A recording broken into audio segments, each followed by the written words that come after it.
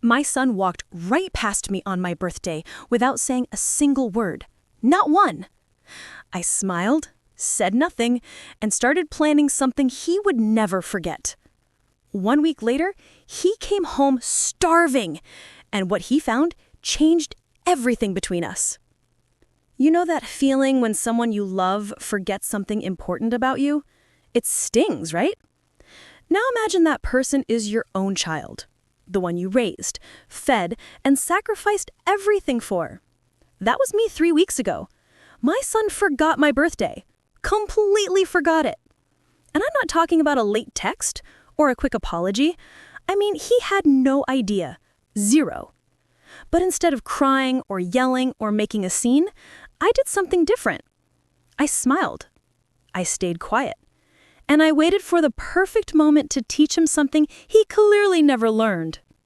This is that story. Let me back up a little so you understand how we got here. My son, Daniel, is 23 years old. He moved back home about 8 months ago, after college because rent in the city is crazy expensive and he wanted to save money while starting his first real job. I was happy to have him back. Honestly, I was. The house felt too quiet after he left for school, and having him around again brought some life back into the place. But here's the thing. When kids move back home as adults, the dynamic changes. They're not teenagers anymore. They have their own schedules, their own lives, their own problems. I get that. I really do. But somewhere along the way, Daniel started treating me less like his mom and more like a roommate he barely noticed. Or worse, like a free hotel manager. He'd come home from work, go straight to his room, and that was it. No conversation, no questions about my day, nothing.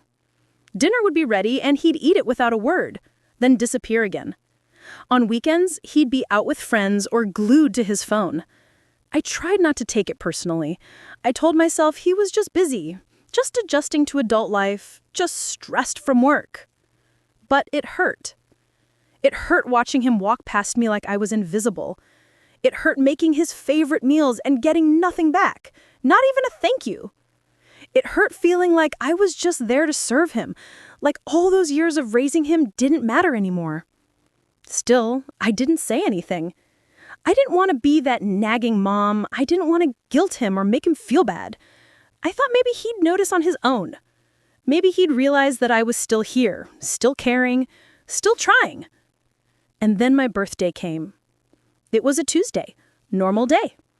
I woke up that morning with a little bit of hope in my chest. Not expecting anything big, just maybe a text, a hug, a simple, "Happy birthday, Mom." That's all I wanted.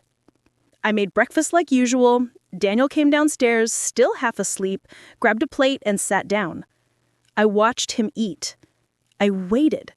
Surely he'd remember. Surely he'd say something. He didn't.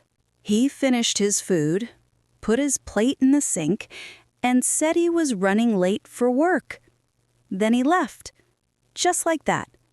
The door closed behind him, and I stood there in the kitchen, staring at the calendar on the wall with today's date circled in red.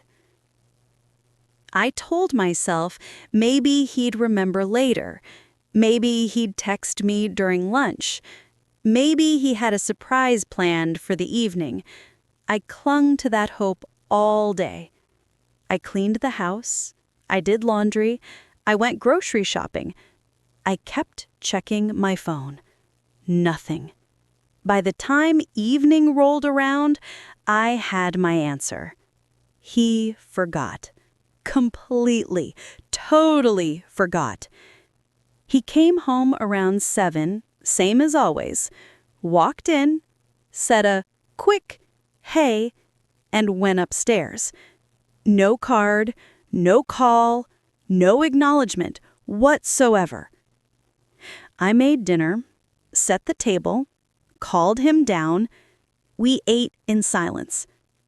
I kept waiting for him to say something, anything, but he just scrolled through his phone between bites, shoveled food into his mouth, and then got up and left again. That night, I sat alone in the living room.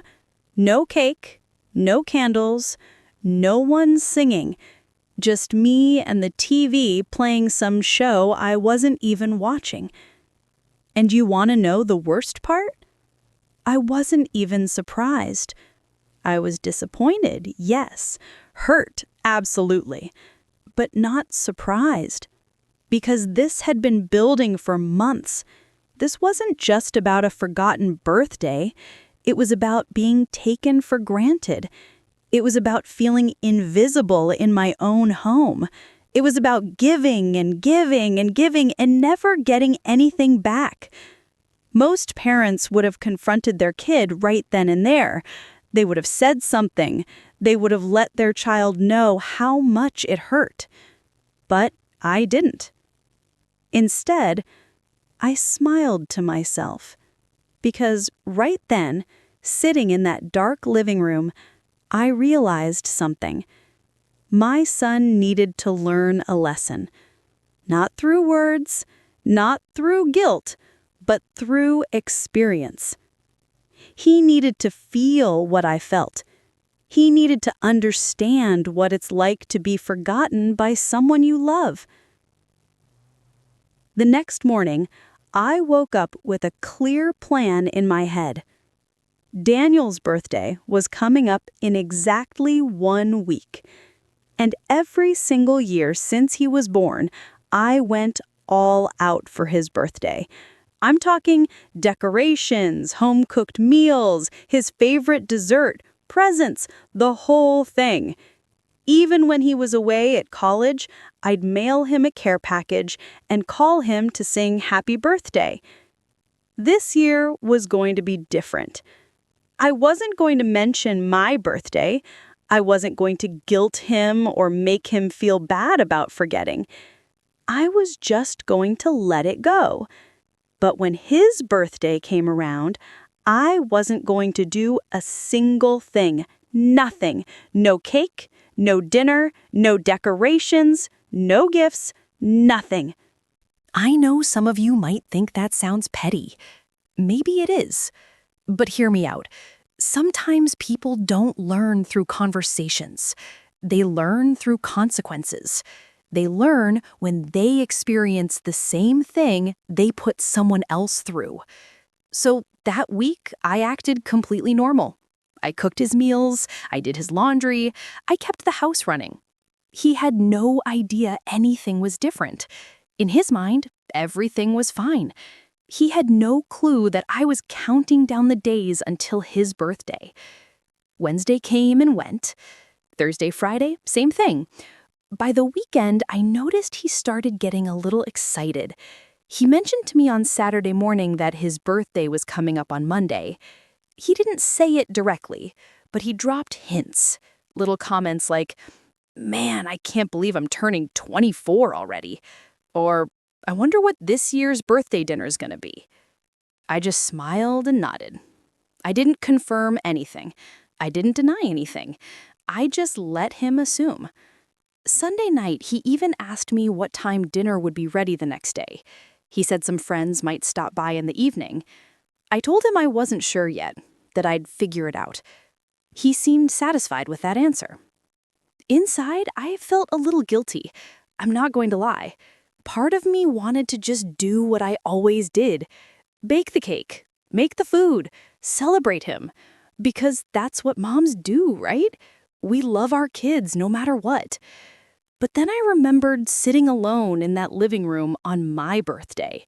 I remembered the silence, the emptiness, the feeling of not mattering. And I stuck to my plan. Monday morning arrived, his birthday. I woke up early like I always do, but instead of starting preparations for a birthday meal, I just made myself coffee and sat down with a book.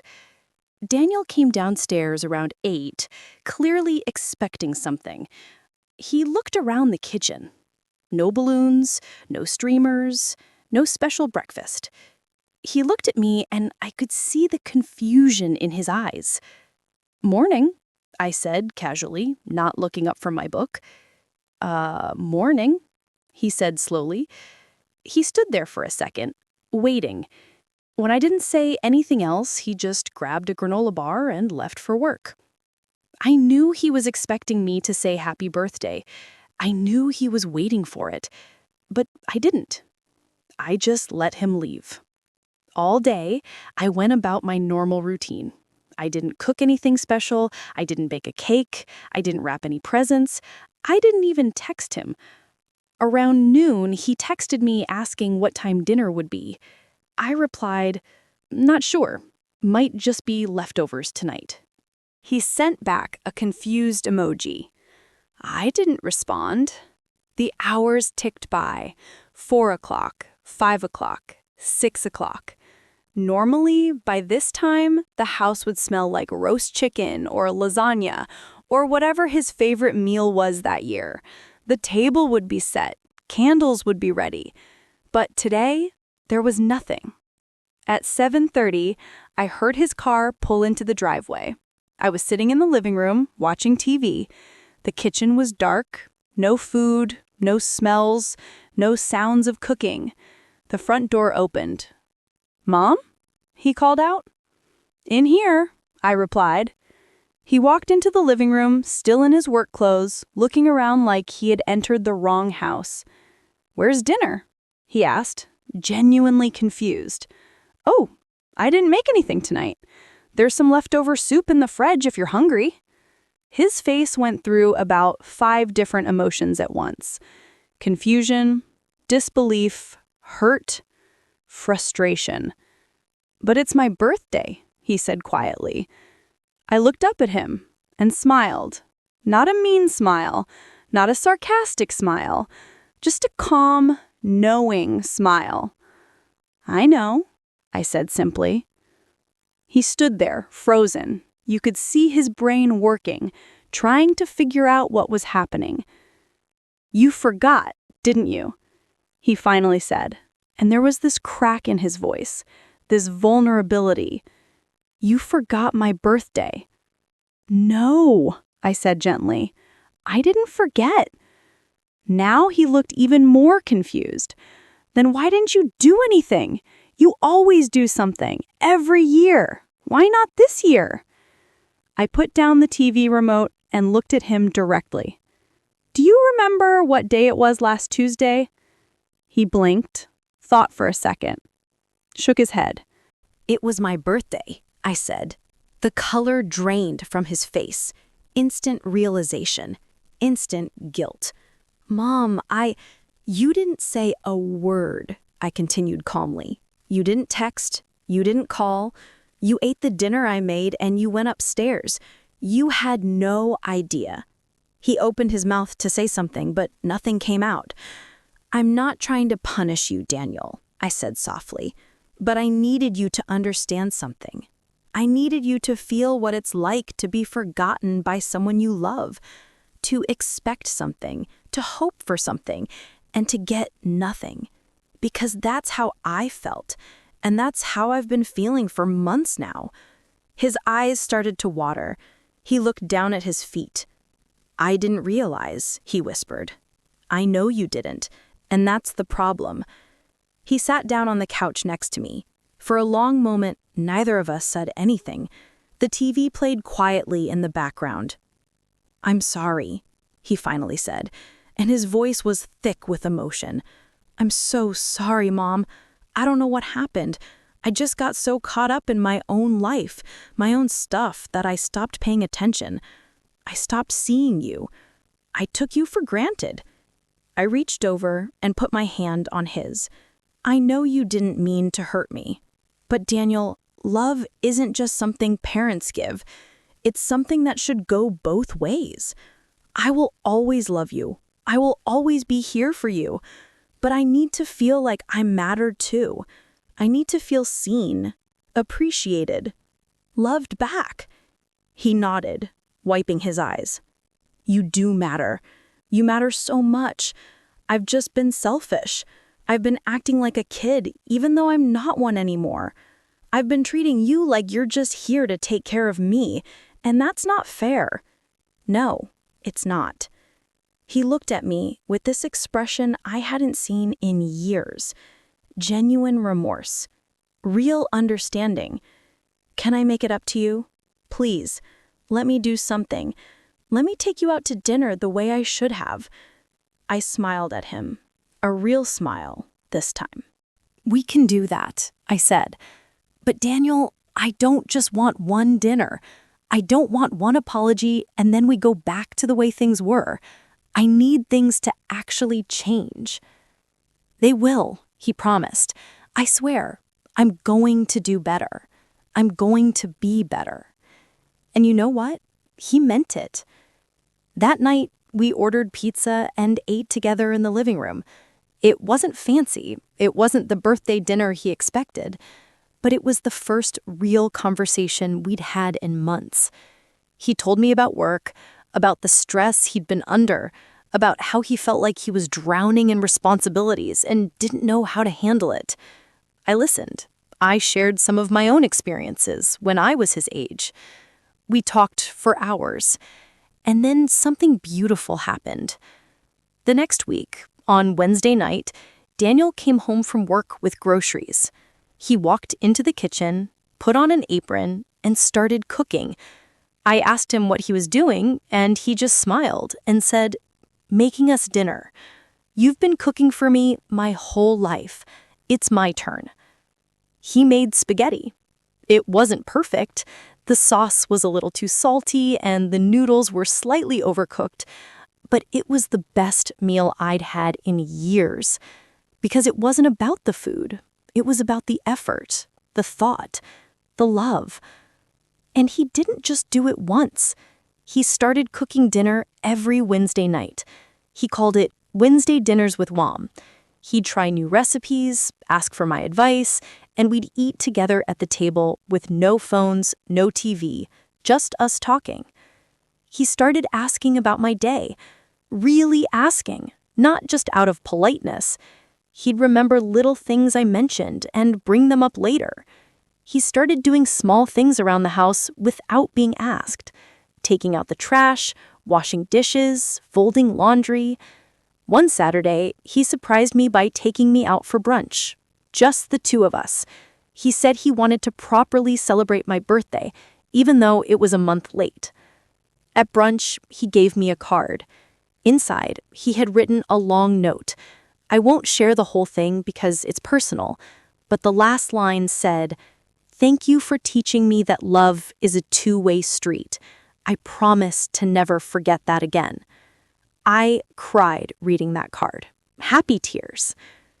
You know, this whole experience taught me something important.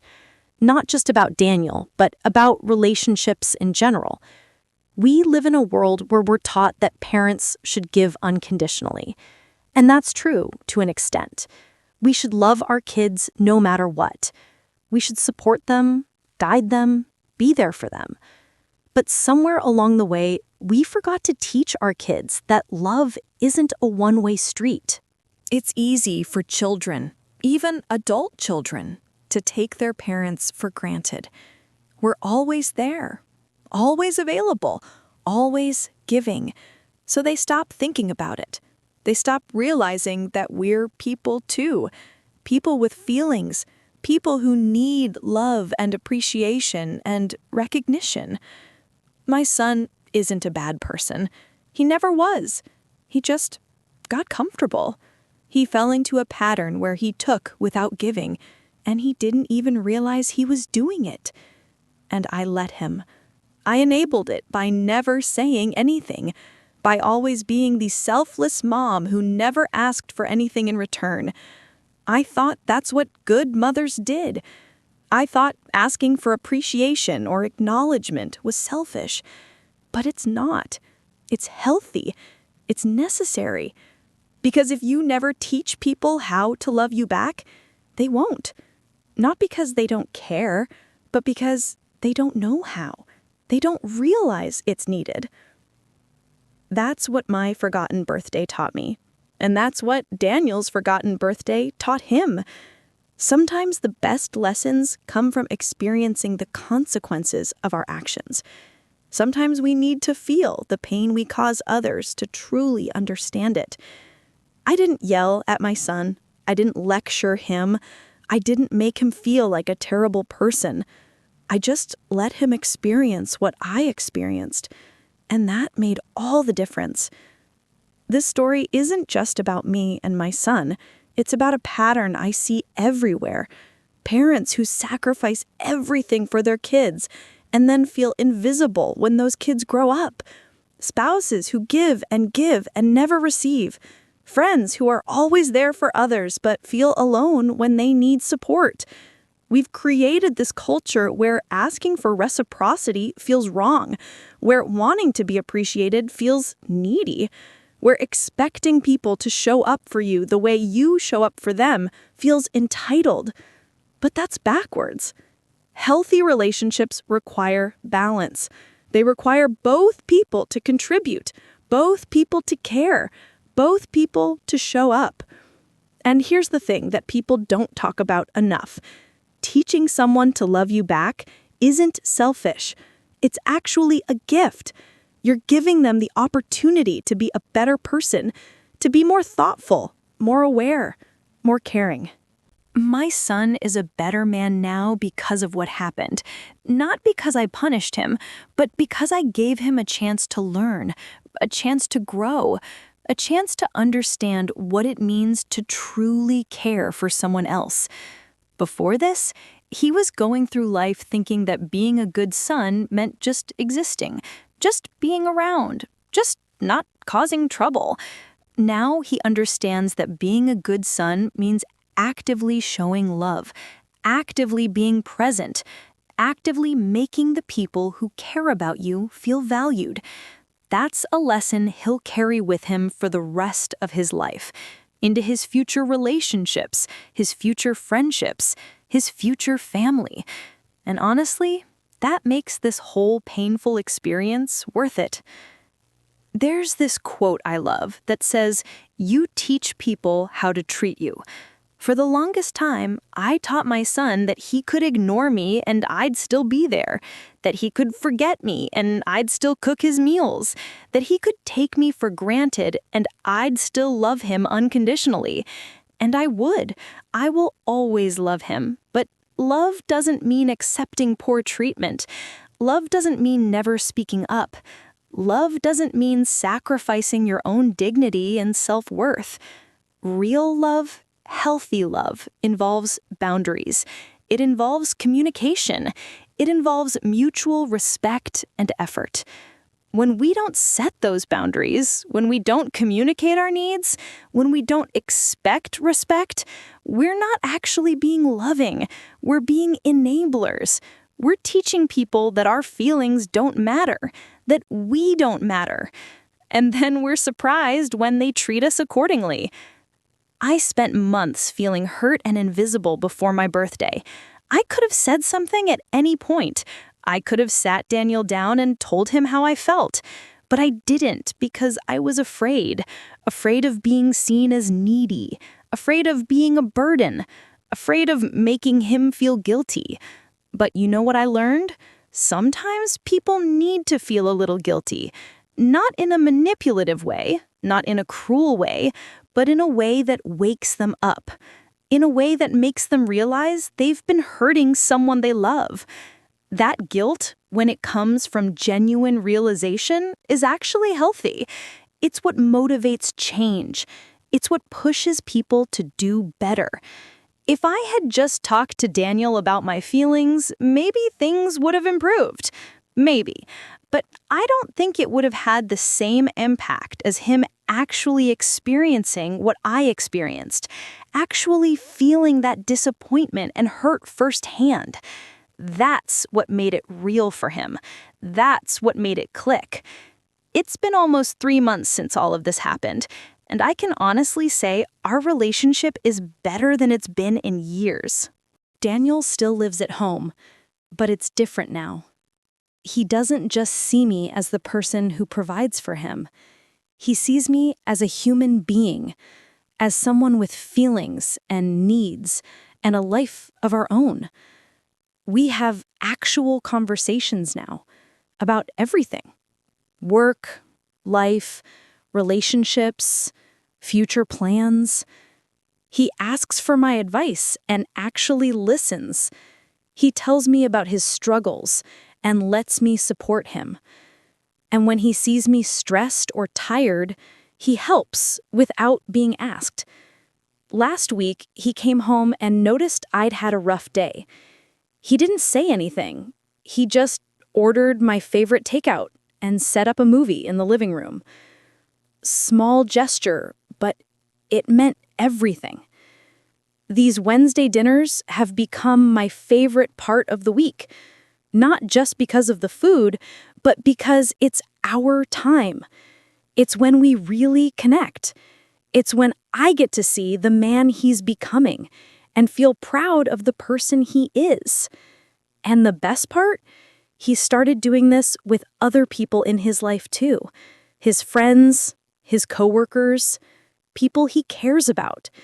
He's become more thoughtful, more present, more aware of how his actions affect others. That's the ripple effect of learning to love better. It doesn't just improve one relationship, it improves all relationships. His girlfriend even mentioned to me recently that she noticed a change in him, that he's been more attentive, more caring, more thoughtful. She asked me what happened, and I just smiled and said, he's growing up. Because that's what this was really about. Growth, learning, becoming better. Now, I know some people might think what I did was manipulative, that I should have just communicated directly instead of teaching him a lesson through experience. And I get that perspective. I do. But here's the thing. I had been communicating, not with words maybe, but with my feelings, with my presence, with my effort. And he wasn't listening. He wasn't paying attention. Sometimes words aren't enough. Sometimes people need to experience something to truly understand it. I didn't do this to hurt him. I didn't do it out of spite or revenge. I did it because I needed him to understand something that he clearly wasn't getting through any other method. And it worked. Not because it was cruel, but because it was real. It was a natural consequence of his actions. He forgot me, so I let him feel what being forgotten feels like. That's not manipulation, that's reality. In life, if you don't show up for people, eventually they stop showing up for you. If you don't appreciate people, eventually they stop going out of their way for you. Those are natural consequences, not punishments. I just accelerated that lesson in a controlled, safe environment where we could work through it together afterward. And honestly, I think that's better than the alternative. The alternative would have been me slowly building resentment over years until it exploded or until our relationship just faded into nothing. This way, we addressed it, we fixed it, we grew from it. So, what's the moral of this story? It's simple, really. Love should be mutual. Relationships should be reciprocal. Care should go both ways. It doesn't matter if it's parent and child, husband and wife, friend and friend. If only one person is giving, it's not a relationship. It's a transaction. And eventually, the person who's always giving will run out of things to give. We need to teach the people in our lives how to love us, not through demands or ultimatums, but through boundaries and honesty. And yes, sometimes through letting them experience the consequences of taking us for granted. Because at the end of the day, the people who truly care about you will want to do better once they realize they've hurt you. They'll want to show up. They'll want to reciprocate. They'll want to make sure you feel as loved as you make them feel. And the ones who don't? Well, that tells you something too. My son cared. He just needed to wake up. He needed to see what he was doing, or rather, what he wasn't doing. And once he saw it, once he felt it, he changed. That's the difference between someone who takes you for granted out of thoughtlessness and someone who just doesn't care. One will change when they realize what they're doing, the other won't. I'm grateful that my son is the first kind. I'm grateful that this experience brought us closer instead of pushing us apart. I'm grateful that he learned this lesson now while he's young so he can carry it forward into his life. And I'm grateful that I found the courage to teach him, even though it was hard, even though it hurt, even though it would have been easier to just keep doing what I was doing and never rock the boat. Sometimes we have to rock the boat. Sometimes we have to create a wave, because staying still, staying silent, staying small doesn't actually keep the peace. It just lets problems grow until they become too big to ignore. If you're a parent reading this and you relate to my story, I want you to know something. You're not wrong for wanting appreciation. You're not selfish for needing recognition. You're not demanding for expecting your kids to show up for you emotionally. You've spent years, decades even, showing up for them. It's okay to want that energy returned. It's okay to ask for it. It's okay to create situations where they learn to give it. And if you're an adult child reading this, I want you to think about something. When was the last time you really showed your parents you care? Not just saying it, not just assuming they know, but actually showing them.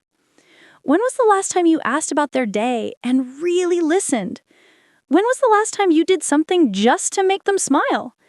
When was the last time you made them feel valued?